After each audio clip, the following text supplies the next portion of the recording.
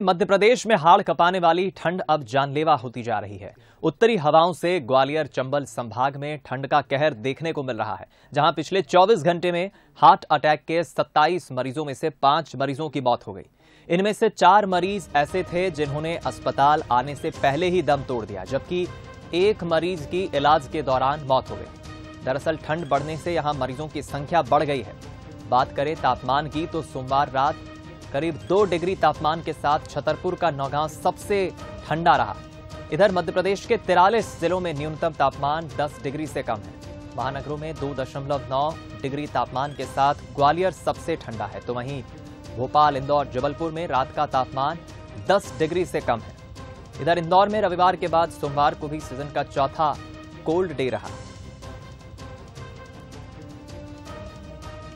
चलिए हम रुक करेंगे ग्वालियर का, वहां पर मौसम का मिजाज कैसा है जान लेते हैं। हमारे संवाददाता उमेश पारोशर हमारे साथ जुड़ गए। उमेश, दिल्ली करीब है ग्वालियर से और लगातार जो उत्तरी हवाएं आ रही है मध्य प्रदेश में वो परेशान कर रही है, तापमान भी गिरा रही है। कैसा है मौसम ग्वालियर का?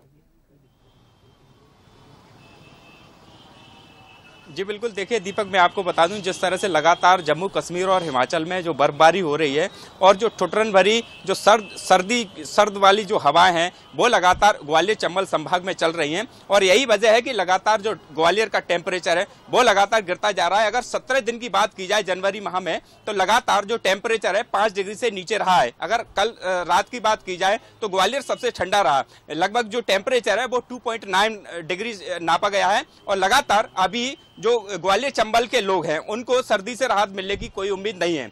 इसके साथ ही मैं आपको बता दूं कि जिस तरह से लगातार जो कड़ाके की सर्दी पड़ रही है उससे जो हार्ट अटैक के मरीज हैं उनकी संख्या लगातार ग्वालियर में बढ़ती जा रही है। अगर कल की बात की जाए तो जीएच में लगभग 24 घंटे में लगभग 27 मरीज सामने हार्ट अटैक के आए हैं। उनमें से 5 जो मरीज है उनकी मौत भी हो चुकी है और जो शेष मरीज हैं उनके इलाज चलाया जा रहा है। निश्चित तौर पर जो डॉक्टर्स हैं उनका कहना है कि ये कड़ाके की ठंड है और जो हार्ट कपाने वाली सर्दी है इससे लोगों को बचना चाहिए, क्योंकि लगातार जो इस सर्दी से हार्ट अटैक के जो मरीज हैं उनमें लगातार जो संख्या है उनमें इजाफा हो जा रहा है, होता जा रहा है। अगर जीएच की बात की जाए तो अस्पताल में जो कार्डियोलॉजी विभाग है उसमें पूरे जो बेड हैं वो पूरी तरह से फुल हो चुकी है। अब जो मरीज आ रहे हैं उनको गैलरियों में रखा जा रहा है, इलाज किया जा रहा है। तो निश्चित तौर पर ही जो हार्ट अटैक के मरीज हैं वो बढ़ रहे हैं। डॉक्टरों की हिदायत है कि अगर मरीजों को कहीं अगर कोई दिक्कत हो तो तुरंत ही डॉक्टर से सलाह लें और जो बचाव के उपाय हैं वो भी साथ साथ में करने चाहिए। जिस तरह से देख रहे हैं हम कि लगातार जो सर्दी का सितम है वो अभी चंबल संभाग में रहेगा और अभी फिलहाल जो चंबल के लोग हैं अभी उनको सर्दी से राहत मिलने की अभी फिलहाल कोई उम्मीद नहीं है। चलिए, बहुत शुक्रिया आपका उमेश इस बातचीत के लिए। और चलिए हम और ज्यादा इस खबर पर चर्चा करेंगे। हमारे साथ एक्सपर्ट के तौर पर डॉक्टर सरमन सिंह जुड़ गए हैं फोन लाइन पर, जो कि एम्स भोपाल के पूर्व डायरेक्टर भी हैं। सर, बहुत स्वागत है आपका। और आपसे हम सर समझना चाहेंगे, लगातार तापमान में जो गिरावट देखी जा रही है, उत्तरी हवाएं परेशान कर रही है, हार्ट अटैक के केसेस एकाएक अचानक से बढ़ने लगे हैं, क्या कारण इसके पीछे आप मानते हैं और किस तरह की हिदायत देंगे आप, किस तरह का सतर्कता खासतौर पर वृद्धों को अपनाना चाहिए?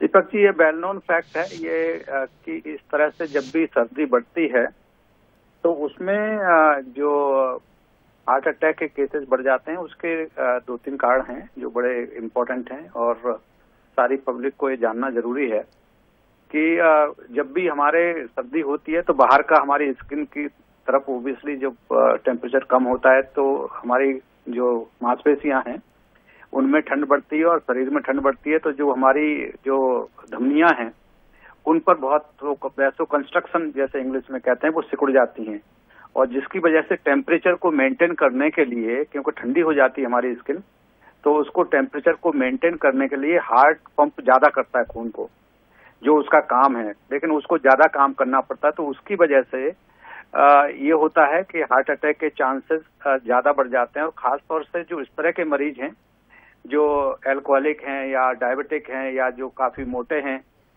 उस तरह के लोगों में, और स्मोकिंग जो करते हैं, तो ऐसे लोगों में, और ओल्ड एज वाले हैं, तो ऐसे लोगों में बहुत ज्यादा और रिस्क बढ़ जाता है। तो इसीलिए ये जरूरी है कि जिस तरह के जो ये बातें हमने बताई हैं उस तरह के किसी में भी अगर कोई फैक्टर्स हों, जैसे ओल्ड एज लोग हों, अल्कोहल लेते हों, स्मोकर्स हों, तो उस तरह के लोग बाहर ना निकलें सर्दी में, और सर्दी में निकलना पड़े तो अपने आप को अच्छी तरह से कवर करके निकलें, और जो थोड़ा सा अफोर्ड नहीं कर पाते गरीब आदमी भी होते हैं, उनके लिए ये है हमारी तरफ से हिदायत होगी कि वो टेम्परेचर का ध्यान रखें और खुले में ज्यादा ना निकलें, अंदर रहें और चूल्हा जला के, आग जला के उसके साथ अपने हाथों को, अपनी स्किन को गर्म रखें, उससे फायदा होगा। चलिए, मैं समझता हूँ बहुत आपने कम शब्दों में सटीक बात कही है, जाहिर है हमारे दर्शक भी इसे समझेंगे। बहुत शुक्रिया सर हमसे जुड़ने के लिए, बातचीत करने के लिए। डॉक्टर सरमन हमारे साथ जुड़े और उन्होंने बताया कि इसके पीछे कारण क्या है।